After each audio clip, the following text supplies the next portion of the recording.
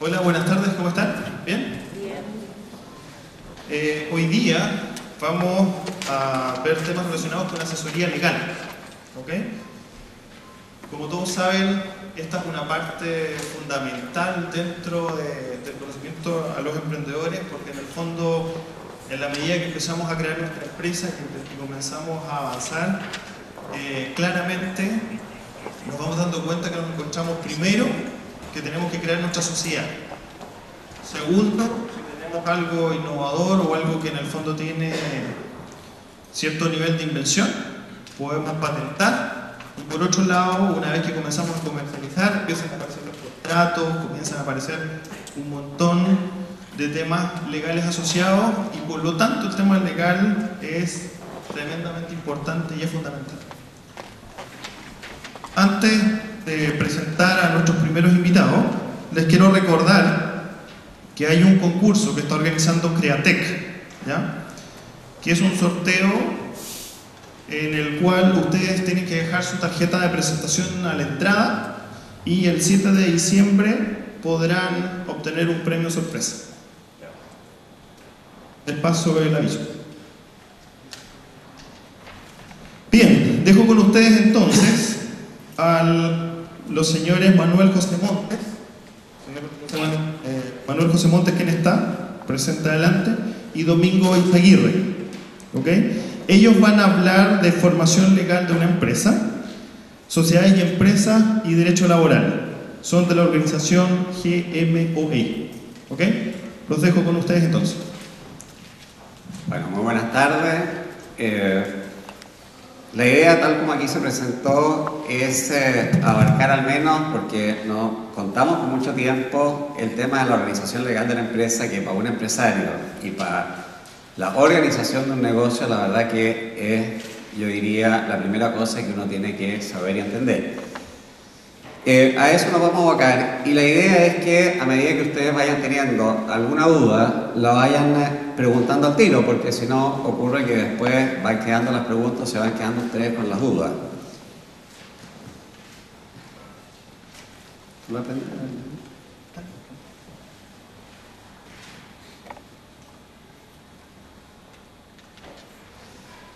Aquí yo copié un par de frases de dos escritores europeos muy famosos, un irlandés y un francés, que en alguna medida tal vez, yo no sé si tapo, ¿no? Sí. Tal vez ilustra un poco de qué se trata esta exposición. La primera dice: si has construido un castillo en el aire, no has perdido el tiempo. Es allí donde debería estar. Ahora debes construir los cimientos debajo de él. Podríamos cambiar tal vez la palabra castillo en el aire por un proyecto. Qué poco cuesta construir castillo en el aire y qué cara es su destrucción. O sea, lo que aquí queremos, en primer lugar, hacer o enfatizar es la importancia que tiene cuando uno tiene un proyecto y cuando lo va a desarrollar, el organizarlo adecuadamente, porque si no se organiza adecuadamente, estamos de alguna forma construyendo los cimientos en forma inadecuada y ese castillo está condenado al fracaso. ¿Y por qué es importante el tema de la organización legal de la empresa? En primer lugar, y esto es básico, porque en alguna medida, cuando uno forma una empresa, si la formara a título personal, va a hipotecar en alguna medida o va a afectar a ese emprendimiento, a esa aventura empresarial, todo su patrimonio. Si cualquiera de ustedes organiza o parte con un emprendimiento y no ha organizado legalmente ese emprendimiento, lo que va a ocurrir es el día de mañana les va mal en ese emprendimiento, tienen préstamos o obligaciones que quedaron pendientes, ese acreedor lo va a poder ejecutar respecto de todos los bienes de su patrimonio.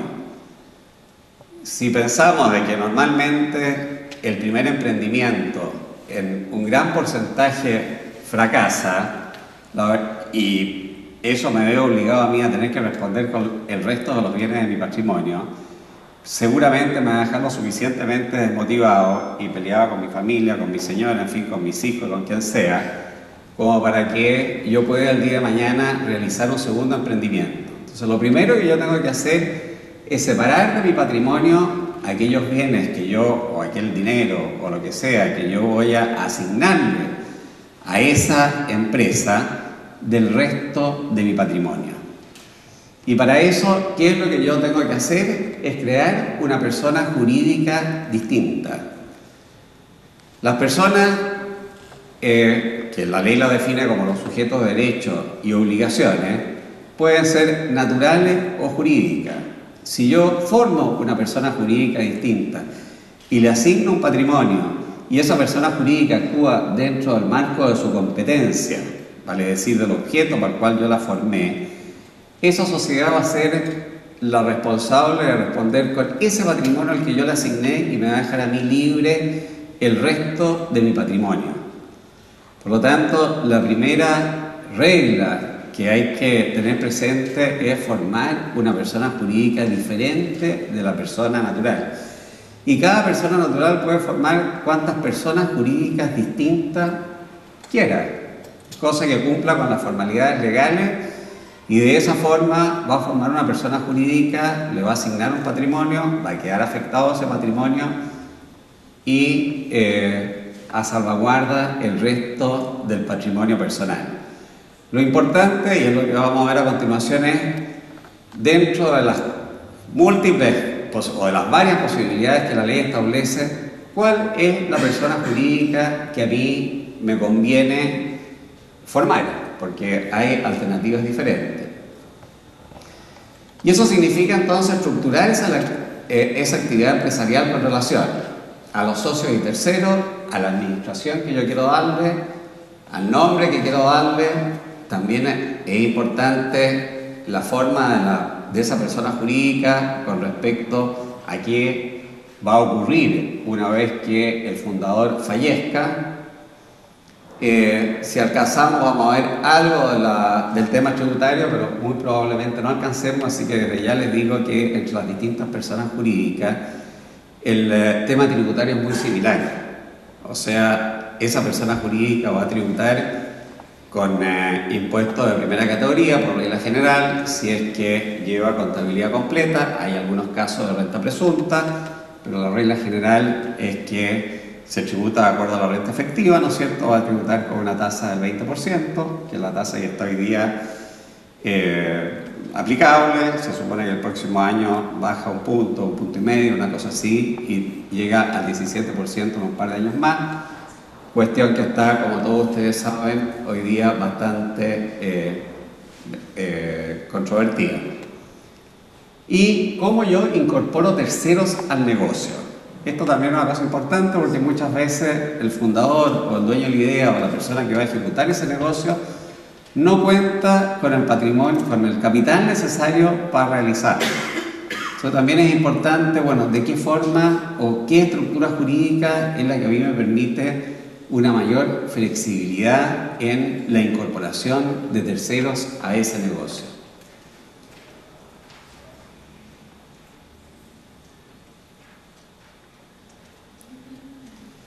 Ahora, ¿cuáles son las personas jurídicas? Estos entes jurídicos que yo puedo crear al margen de mi persona. La primera es la empresa individual de responsabilidad limitada. ¿Por qué la separo de las sociedades? Porque la empresa individual de responsabilidad limitada no es jurídicamente una sociedad. La empresa individual de responsabilidad limitada, como lo vamos a ver, es una creación legal del año 2003. Y después están las sociedades. Y las sociedades se dividen de personas, que son las colectivas y de responsabilidad limitada. Después tenemos las de capital, que son las anónimas y la sociedad por acciones.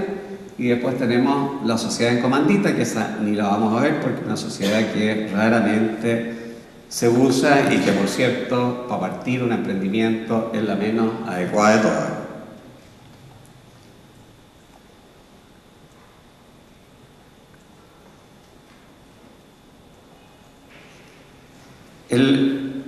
Hasta antes del año 2003, el problema era de que la única forma que yo tenía de estructurar una persona jurídica que se dedicara a los negocios, porque yo podía estructurar otras personas jurídicas, pero que no perseguían fines de lucro, como las corporaciones, fundaciones, pero cuando yo quería iniciar una actividad comercial, la única forma de hacerla era o a nombre propio o formando una sociedad.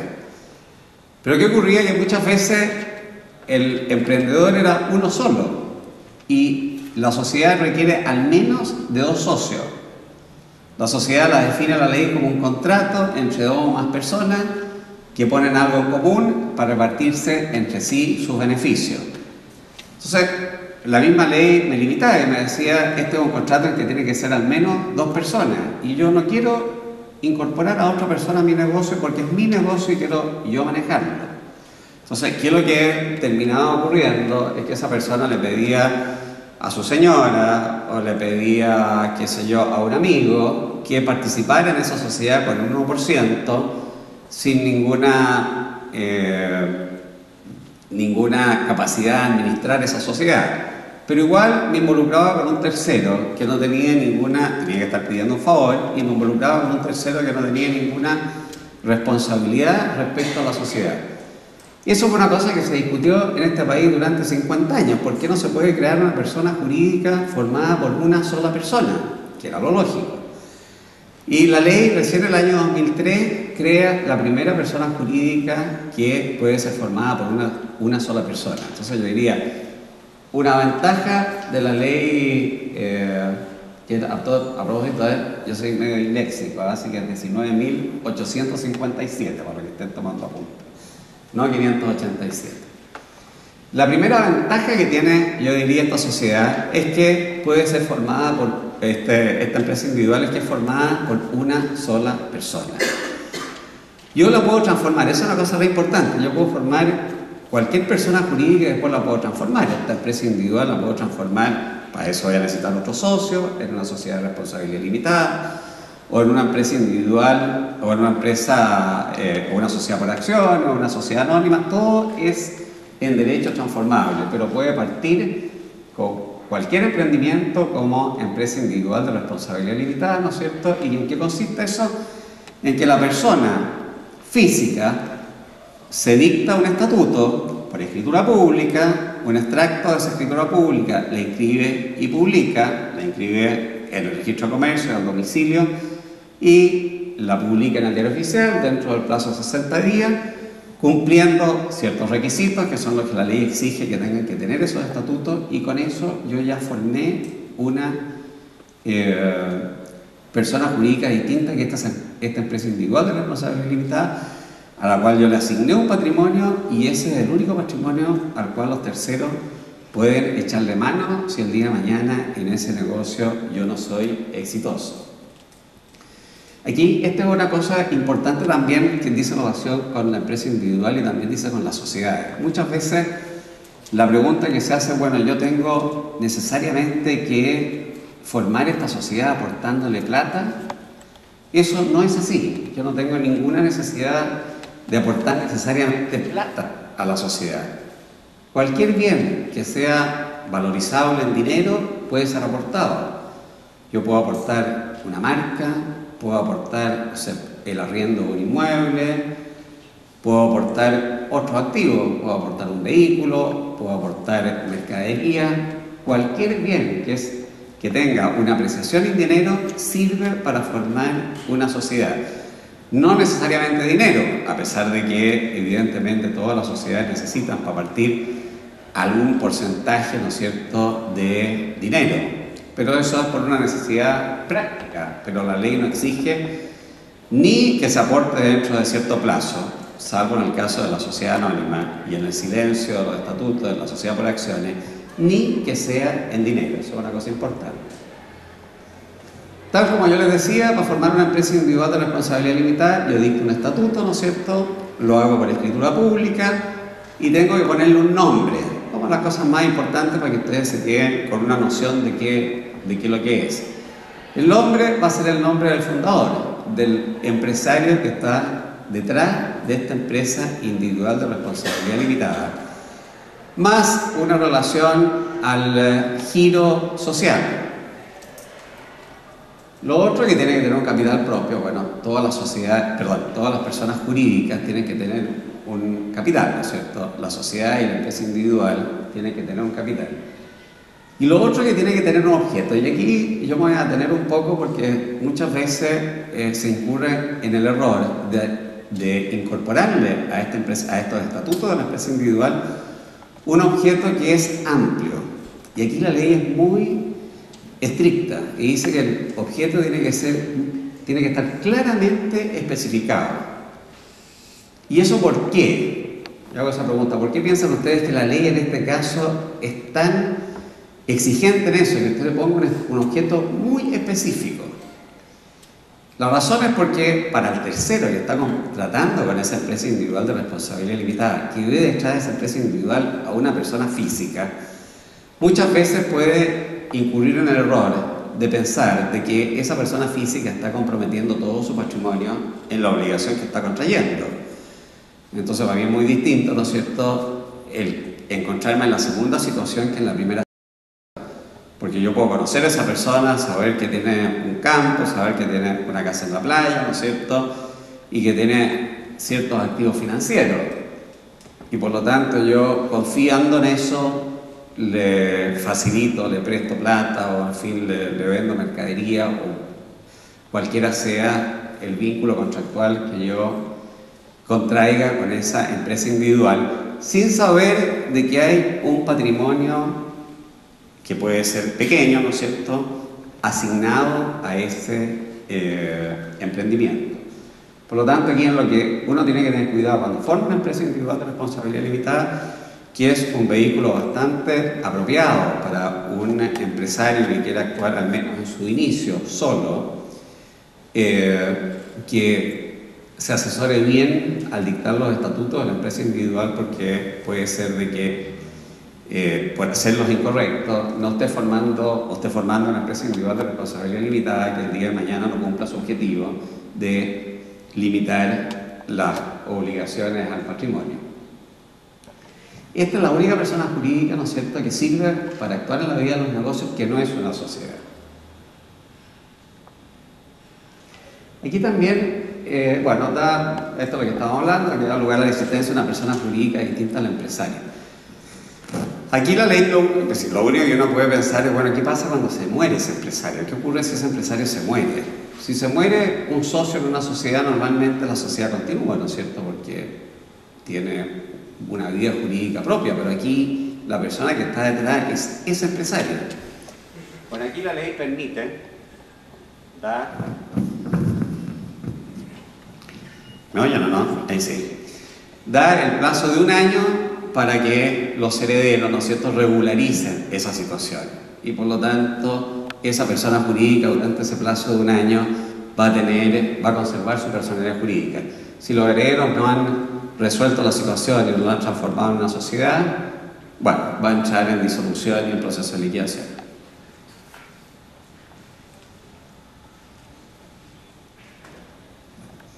Después tenemos entonces, primero tenemos la empresa individual y después tenemos las sociedades. Vamos a dejar fuera la encomandita y vamos a dar pinceladas respecto de lo que son las principales tipos de sociedades que uno puede recomendar a un empresario para organizarse. Tenemos las colectivas, la responsabilidad limitada, las anónimas y la sociedad por acciones, que esta es de reciente creación también. Y bueno, la encomandita que me la voy a saltar.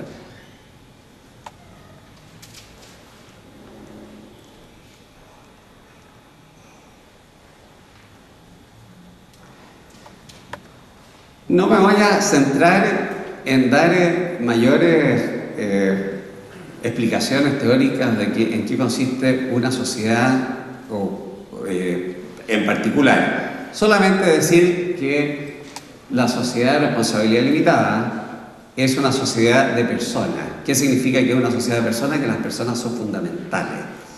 A diferencia de la sociedad anónima, ¿no es cierto?, si yo compro una acción de Copec, a Copec le da lo mismo, o a la administración de Copec le da lo mismo que el señor Manuel José Montt haya comprado una acción, nunca va a saber. Y así yo la voy a vender y no tiene idea, y la verdad que yo no contraigo ninguna obligación respecto de Copec. Y Copec contrae la única obligación conmigo, ¿no es cierto?, de citarme a la junta y de repartirme dividendos cada vez que entregue, pero la persona es indiferente. Yo puedo ceder mi acción de Copec a cualquier tercero y ese tercero, por el hecho de que yo le ceda la acción, pasa a ser socio de Copec. Accionista se llama en el caso de la anónima. En la sociedad de responsabilidad limitada el principio es distinto y de ahí se derivan ciertas consecuencias. Las personas que la forman son fundamentales. Se supone que si uno de ustedes forma una sociedad con otra persona es porque la quieren formar entre ustedes dos. Y por lo tanto, esa persona, ese otro socio o ambos socios, ninguno de ellos puede vender ni modificar la sociedad sin el consentimiento del otro socio. ¿Qué ventajas tiene una sociedad de responsabilidad limitada? Que la ley permite que su administración la organicen los socios como quieran. O sea, yo puedo establecer de que uno de los socios administre la sociedad, puedo establecer, si son dos socios, que sean los dos en su conjunto, si son muchos socios, igual puedo entregarle la administración a uno de ellos, o a dos, actuando conjuntamente, o puedo nombrar un directorio, o cualquier forma de administración colegial, ¿no es cierto? Cualquier sistema vale. Por lo tanto, ya tengo una primera flexibilidad con respecto a la sociedad anónima que solamente puede tener como órgano de administración un directorio y eso ya es más complejo. En segundo lugar, que permite la existencia de socios industriales. ¿Qué son los socios industriales? Son aquellos que aportan trabajo. En una sociedad anónima no existen los socios industriales.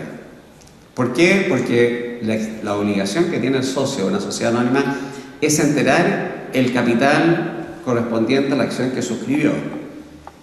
Esa es su única obligación, ¿no es cierto?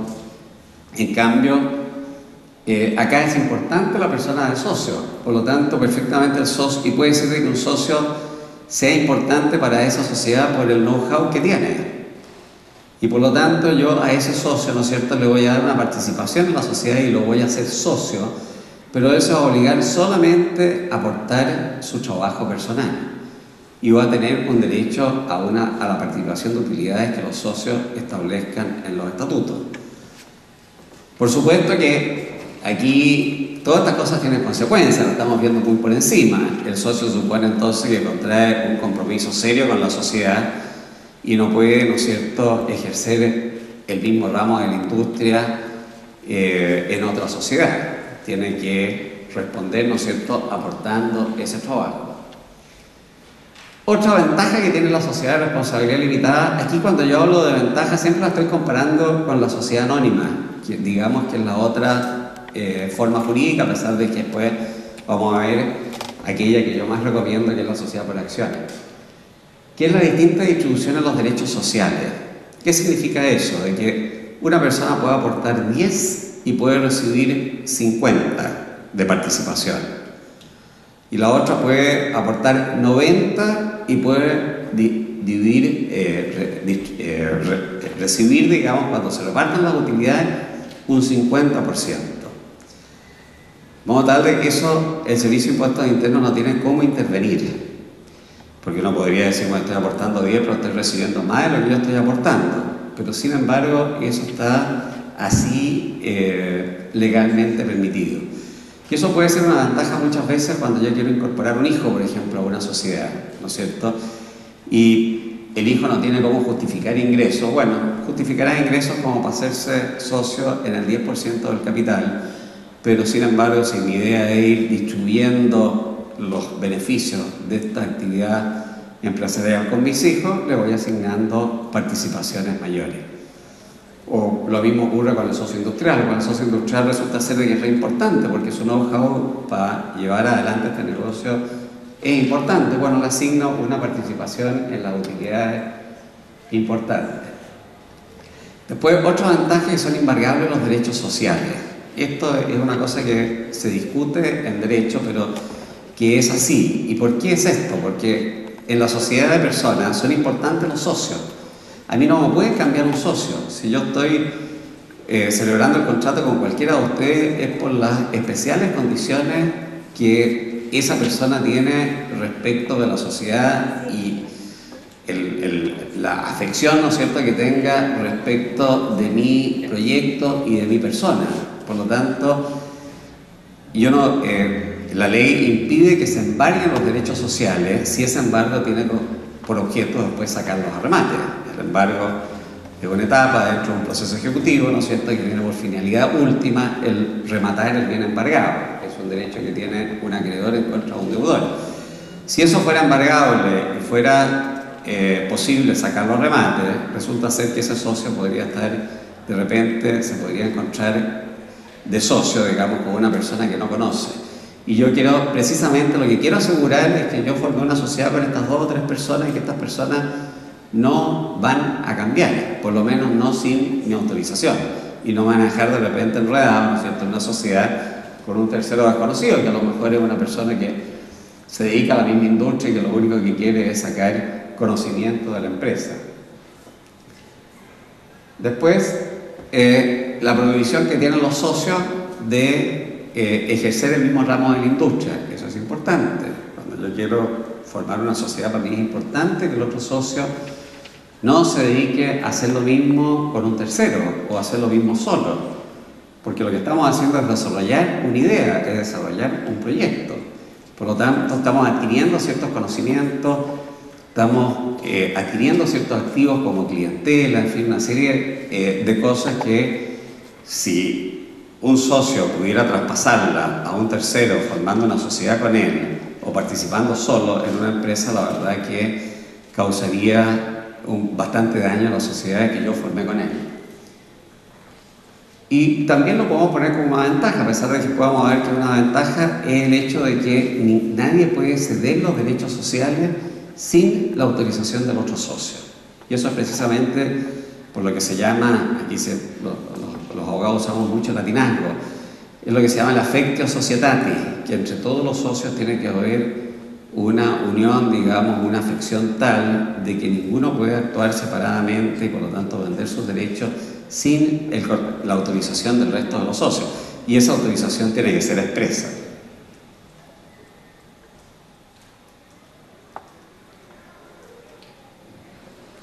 Ahora, ¿qué desventaja presenta esta sociedad respecto de la que hoy por hoy con los emprendedores nosotros mayormente recomendamos, que es la sociedad por acciones, que ya lo vamos a ver?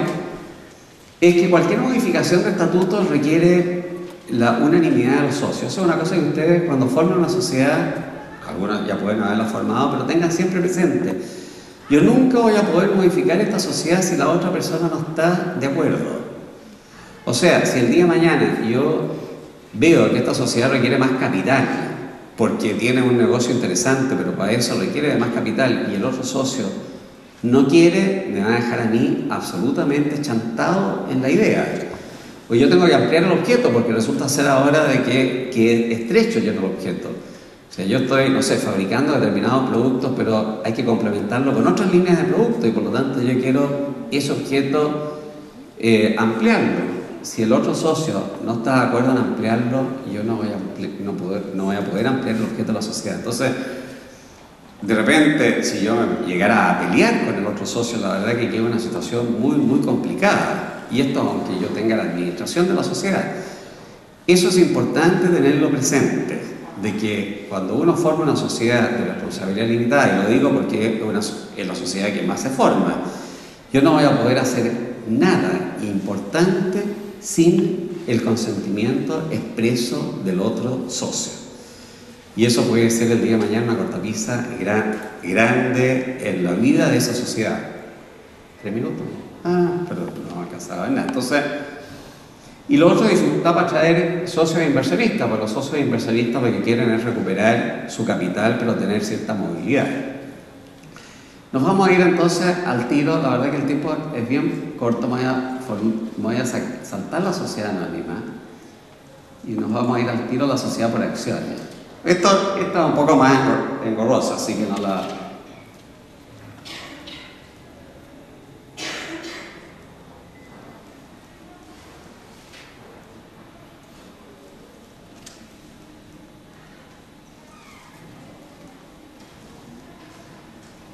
Ahora, la otra sociedad que uno tiene que pensar en formar cuando uno inicia un emprendimiento, en nuestro concepto es la sociedad por acciones.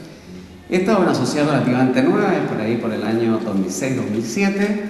También tiene la ventaja de que es una sociedad que puede ser formada por un solo socio, por lo tanto es interesante ese punto de vista. ¿Y en qué se diferencia siendo una sociedad de capital? ¿En qué se diferencia una sociedad anónima? La sociedad anónima se hizo para las grandes empresas, se hizo para las empresas que transan sus acciones en bolsa. Esa es la filosofía. Si uno agarra la ley 18.046, que es la de la sociedad anónima, va a ver que toda la estructura de la sociedad anónima está para las sociedades anónimas que se llaman abiertas, que son aquellas que transan sus valores en bolsa. Hay ciertas normas para la sociedad anónima cerrada, ¿no es cierto?, que le permite, que son aquellas acciones, esas sociedades anónimas que se forman, que no transan sus acciones en bolsa, que pueden tener 2 o 3 accionistas, ¿no es cierto?, y que por lo tanto podría uno pensar de que es un vehículo, y en la práctica puede sí serlo, adecuado para emprender un negocio. Sin embargo, a esa sociedad anónima cerrada, por estar dentro del estatuto de la sociedad anónima, por estar ese estatuto mayormente orientado a las sociedades anónimas abiertas, hay ciertas rigideces que son bastante complicadas de resolver llegado en su momento. Por ejemplo, si ustedes quieren formar un negocio y es un negocio pequeño, ¿no es cierto?, yo tengo que tener un directorio, y ese directorio tiene que tener al menos 3 miembros. Bueno, ya me empiezo a complicar. Tengo que llevar actas, tengo que llevar libros, tengo que celebrar juntas, ¿no es cierto? Ya empiezo a complicarme. Entonces la ley, viendo ese problema, lo resolvió creando las sociedades por acciones. ¿Qué es una sociedad anónima? Que es una sociedad de personas, pero que no es anónima, que le permite a los socios establecer con bastante libertad el tenor de sus estatutos. Yo ya no tengo un cuerpo legal rígido que necesariamente tengo que aplicarlo en materia de administración, en materia de repartición de utilidades, en fin, que es el de las anónimas. Yo aquí me dicto el estatuto que yo quiero, mientras no atente contra el orden público, contra las buenas costumbres, ¿no es cierto? Yo puedo regular el estatuto en la forma más amplia que yo pueda crear, digamos. ¿Qué ventajas tiene? Es de un solo socio. Bueno, es comercial, es para hacer actividades comerciales. El capital representa en acciones, por lo tanto puede cederse, por lo tanto para un inversionista que está ahí no es tan grave estar, porque no está necesariamente vinculado al otro. Ahora, si yo quiero establecer ciertas normas restrictivas entre los socios en materia de cesión de acciones, puedo hacerlo a través de un pacto que le dé al resto de los socios una primera opción de comprarla, para que no se vea, ¿sí? Precisa que no es solo un socio, puede ser... Claro, puede ser 1, 2, 3, pero puede ser formada por un socio, de ahí para arriba. Como toda sociedad solemne, requiere de escritura pública, requiere un extracto, inscribirlo y publicarlo. Esas son formalidades, no son caras también, porque ahí puede preguntarse cuánto sale eso no es caro. Tiene la ventaja de que los socios limitan su responsabilidad al monto de los aportes, ¿no es cierto? Por lo tanto, yo salvaguardo mi patrimonio personal de las actividades, de las obligaciones que contraiga la sociedad. Solamente en forma supletoria, en aquellas cosas que yo no haya acordado, se van a aplicar las normas de la sociedad anónima cerrada. Tributariamente se considera como una sociedad anónima. Bueno, el tema tributario no lo vamos a tratar, pero lo importante es que yo aquí puedo saltarme el sistema de administración de la sociedad anónima, puedo establecer, al igual que en la sociedad de responsabilidad limitada, que lo administra un apoderado, los apoderados, lo administra un directorio, como yo quiera. Tiene... Bueno, yo más me voy a saltar. Tiene varias flexibilidades. Por ejemplo, hay ciertos acuerdos de aumento de capital que ni siquiera yo requiero convocar al resto de los socios para aprobarlos si yo he facultado a la administración en el acto constitutivo para aumentar ese capital. Puedo establecer cláusulas que en determinadas circunstancias un accionista esté obligado a vender sus acciones. Puedo establecer que los accionistas no pueden tener más de un determinado número de acciones o determinado porcentaje de las acciones. Todas estas cosas puedo hacerlo. Ustedes dirán, ¿para qué sirve una venta forzada de acciones? Sirve porque de repente yo puedo atraer un inversionista, ¿no es cierto?, que quiera una rentabilidad, pero no quiere intervenir mayormente en la sociedad, pero quiere tener la seguridad de que forma parte de la misma. Bueno, yo le doy el número de acciones y le digo, ¿sabe qué más? Una vez que usted está poniendo 10 millones de pesos, una vez que usted haya retirado 13 millones de pesos, usted está obligado a venderle estas acciones al resto de los socios. Entonces yo le aseguro la situación a ese inversionista y también me aseguro de no estar acarreando por el resto de los días a un lastre, digamos, a un socio que no va a intervenir en la actividad, no apoya mucho la actividad de la sociedad y lo único que quería era una rentabilidad sobre el capital aportado. Puedo establecer yo dividendos fijos, o sea, puedo darle... Esto se creó precisamente para incentivar el capital de riesgo, para que yo pueda atraer inversionistas extranjeros. Y un inversionista le puedo decir, sabe que usted tiene preferencia para pagarse con las utilidades de la empresa por sobre los demás accionistas.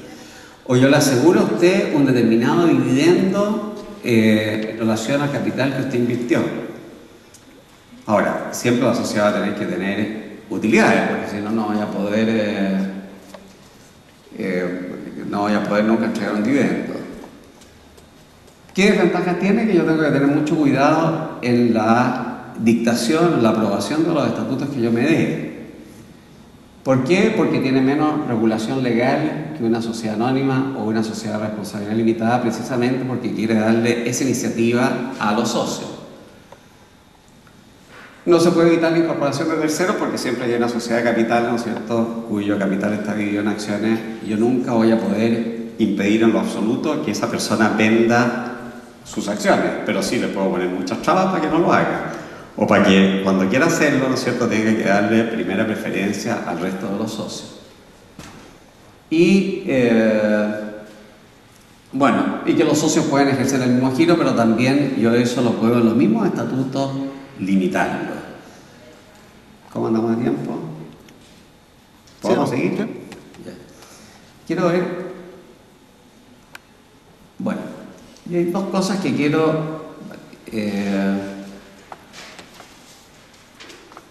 Dos cosas en que quiero enfatizar, cosas prácticas, porque la verdad que a uno siempre le consultan cosas prácticas y son gente, a la gente le preocupa muchas veces.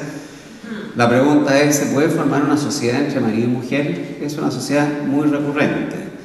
Es perfectamente posible formar una sociedad entre marido y mujer. El único contrato que está prohibido por ley entre marido y mujer es el contrato de compraventa.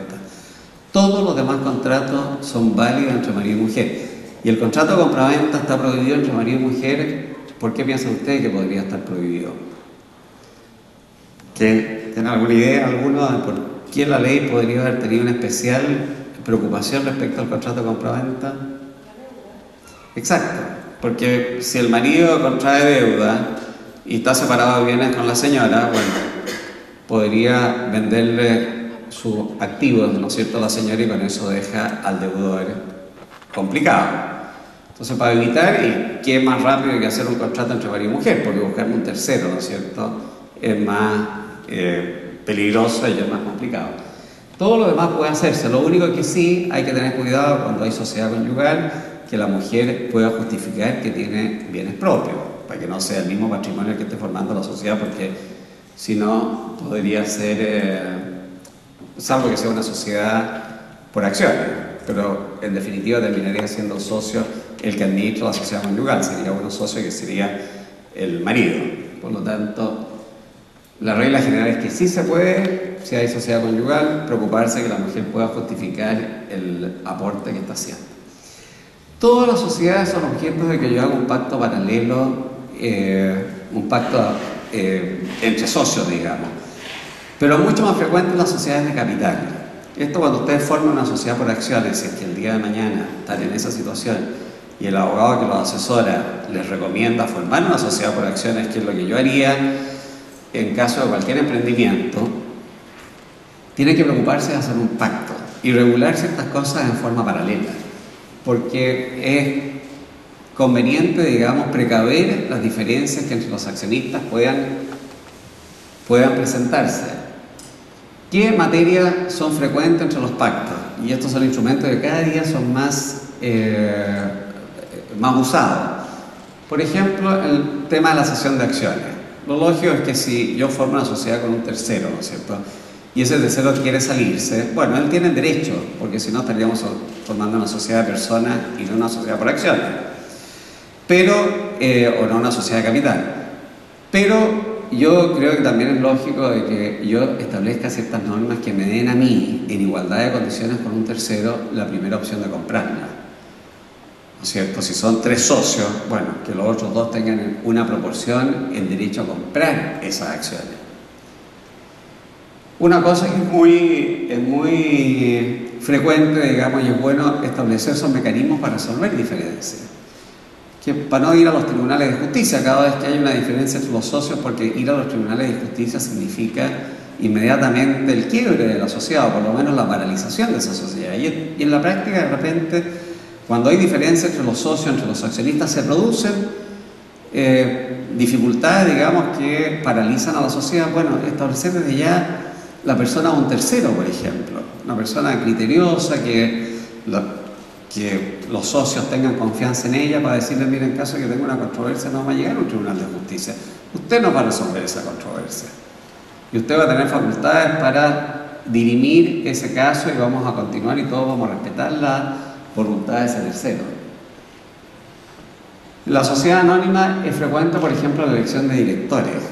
¿Quién puede ser director? Yo puedo, por ley, cualquier persona mayor de cierta edad, en fin, qué sé yo, puede ser, con esto termino, puede ser director. Bueno, yo puedo en un estatuto establecer mi sociedad, no puede ser director una persona que se dedique al mismo giro, o que tenga parientes o familiares que se dediquen al mismo giro, o no puede ser director una persona que no tenga, no sé, conocimientos técnicos o profesionales adecuados para ejercer el cargo de director, cosas que se pueden establecer. Prohibición de gravar las acciones, porque las acciones sí que pueden salir a remate, a diferencia de los derechos de una sociedad de personas. Bueno, le prohíbo yo a la persona que emprenda, por ejemplo, de una garantía esas acciones. Tengo que establecer sanciones, porque si yo me dicto un pacto donde establezco una serie de obligaciones y no le pongo una sanción, puede ser letra muerta, así que es importante las sanciones. Y la obligación siempre en estos pactos está contenida en que si un tercero se incorpora a la sociedad, previo a incorporarse tiene también que conocer y aceptar los términos de este pacto.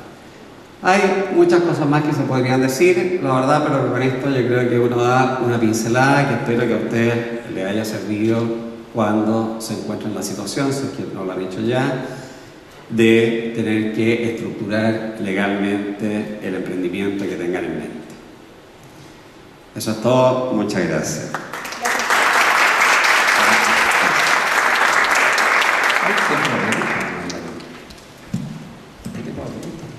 Muchas gracias, Manuel. ¿Preguntas?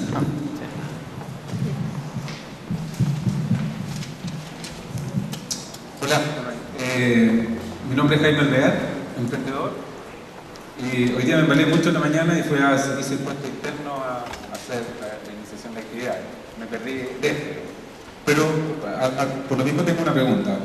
Hoy día abrir las actividades, digamos, como persona natural, que era lo más rápido que podía hacer.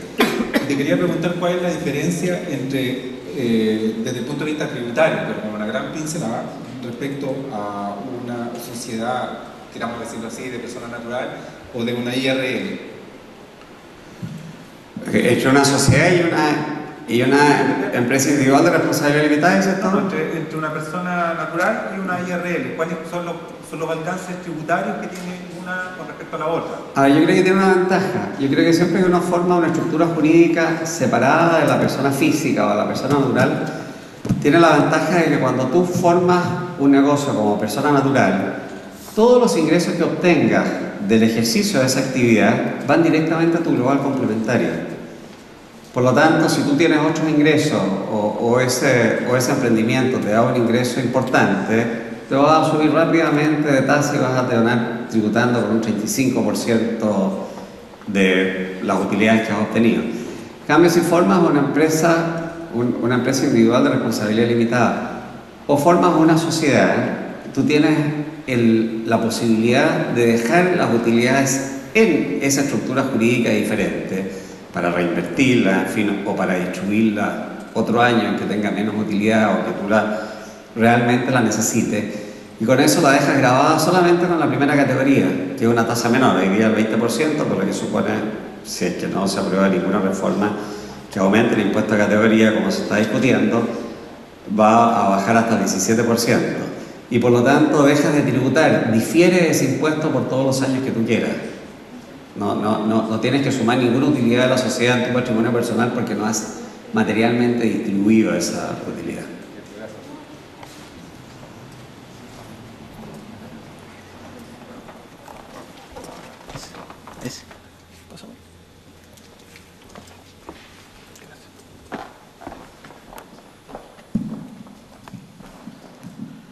Hola, buenas tardes. ¿Se puede convertir una sociedad por acción después, en el futuro, en el caso que se requiera, en una sociedad anónima, ya sea quizá abierta o cerrada? Sí, eso es lo que yo explicaba siempre. Tú puedes transformar, que es el término que usa la ley, cualquier sociedad en otra. O sea, puede una sociedad por acciones, la puede transformar en una sociedad anónima, abierta o cerrada. Lo único que va a necesitar, si esa sociedad por acciones está formada por un solo socio, va a necesitar incorporar en ese momento un segundo socio, al menos, o todos los que tú quieras. La puedes volver a transformar después en sociedad de responsabilidad limitada, colectiva, lo que tú quieras. Pero no pierde el root inicial. No, entiendo que, no sé si, yo entiendo que mantiene el mismo root. No te podría decir, pero entiendo que mantiene el mismo root. ¿Claro? Sí, en todo caso, mantiene la personalidad jurídica, o sea, es el mismo contribuyente. No hay, si llegase a cambiar el RUT tampoco tendría ninguna consecuencia tributaria, más que tendrías que rehacer facturas, en fin, y cosas así, pero no debiera cambiar el RUT, ¿no? Pero distinto es cuando se hace una responsabilidad limitada a convertirlo en sociedad anónima, ¿o no? Yo creo que antes te cambiaban el RUT. Tengo por entendido eso que hoy día no te que- cambian el RUT, pero no te podría... Esa información es como súper relevante al Claro. momento de proyectarlo. Es decir, por ejemplo, si establezco una sociedad de responsabilidad limitada y a Claro. los 10 años La quieres cambiar en anónima. de extensión, Claro. y la quiero convertir en una sociedad anónima, y voy a tener que partir de cero porque no me dejan hacerlo. No. Por eso es Yo que te diría que la única restricción que entiendo que existe es que los RUT para las empresas individuales de responsabilidad limitada podría eventualmente, pero no tengo la certeza absoluta, podría cambiar ese si es que tú transformas una EIRL en alguna sociedad de otro tipo. Pero no estoy seguro. Si tú tienes una sociedad anónima, tú tienes una sociedad de responsabilidad limitada o eres dueño de una sociedad por acciones y quieres transformarla en cualquiera otra de esas mismas, anónima, de responsabilidad limitada o por acciones, el RUT es exactamente el mismo. Ok, gracias. ¿Alguna otra pregunta?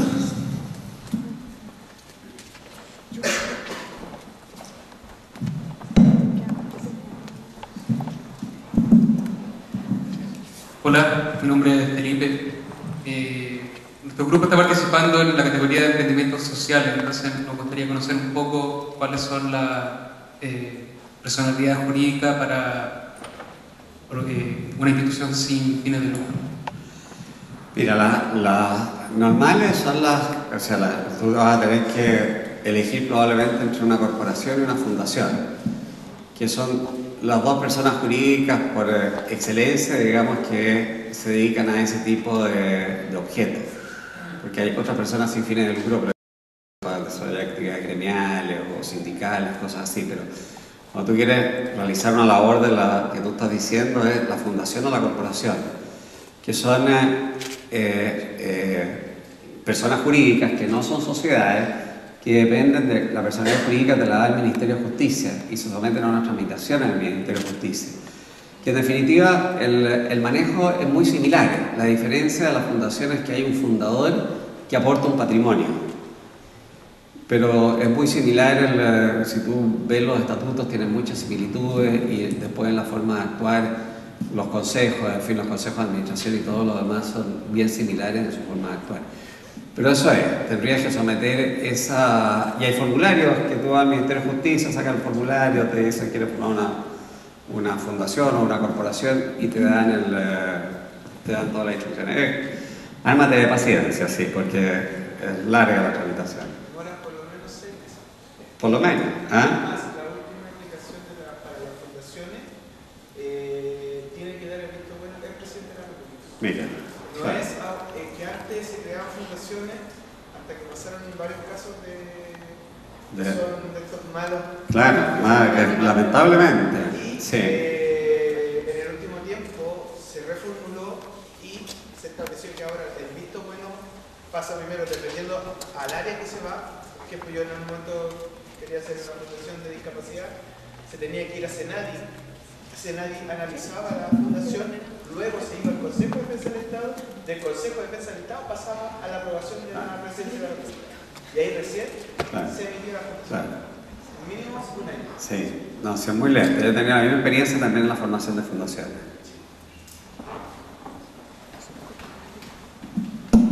¿Puedo hacer la última pregunta? Y súper corta. José Manuel, tú hablaste que las sociedades por acciones tenían un solo socio. Sí. Eso estaba en la presentación, entonces, o sea, puede estar contigo por uno o más. O más socios, sí. Aquí en la presentación decía contigo por un solo socio. No, lo vamos a modificar.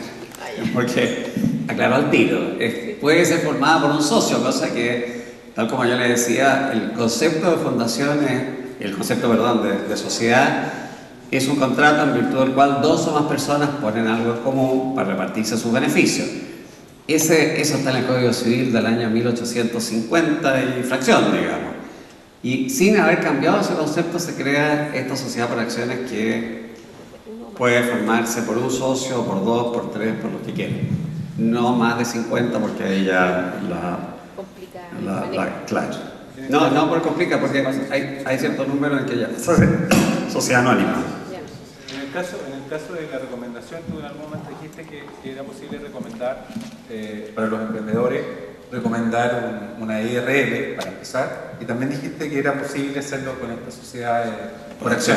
En definitiva, ¿cuál de las dos ves tú más accesible para los emprendedores en su primera etapa? Yo soy un enamorado desde que se creó de la empresa, de la sociedad por acciones. ¿Por qué? Porque es muy fácil de administrar, es muy fácil de constituir y tú puedes crear un instrumento mucho más completo que en el caso de la empresa individual de responsabilidad limitada. Si tú me preguntas a mí, la empresa individual de responsabilidad limitada, claro, si yo tengo un proyecto muy chiquitito y soy solo, en fin, qué sé yo, también me sirve, pero a medida que crezca, como decías tú, que la limitada, que normalmente terminan con los años transformándose en anónima, esa empresa individual de responsabilidad limitada en algún momento se va a transformar en sociedad. Entonces, como hoy día es casi lo mismo constituir una u otra, debería partir al tiro con una sociedad por acciones. ¿Se puede hacer una sociedad, una IRL, y que cada socio haga una IRL y después agruparla en una sociedad por acción? Sí, yo creo que sí. Tendría que tener por objeto, sí, entonces, esa IRL formar parte de la sociedad tanto. Porque así también los socios se protegen. Sí. Sí, no veo por qué no. Bien, agradecemos a Manuel José Montes y Domingo Izaguirre.